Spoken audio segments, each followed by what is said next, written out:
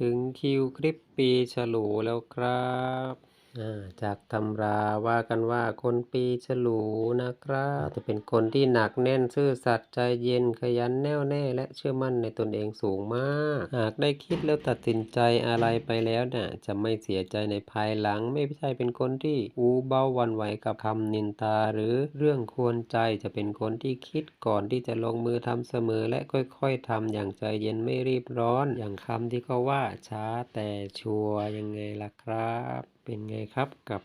ตำราที่ว่ากันตรงกันไหมเอ่ยนี่สำหรับการวาดปีฉลูครูโยเอาวัวกระทิงดุมาจัดให้เลยนะครับขอบคุณสำหรับคลิปนี้อีกนะครับที่รับชมแล้วก็ขอกันมาเดี๋ยวคลิปต่อไปปีอะไรเดี๋ยวว่ากันนะครับขอบคุณครับสำหรับการติดตามและรับชมขอบพระคุณครับสวัสดีครับ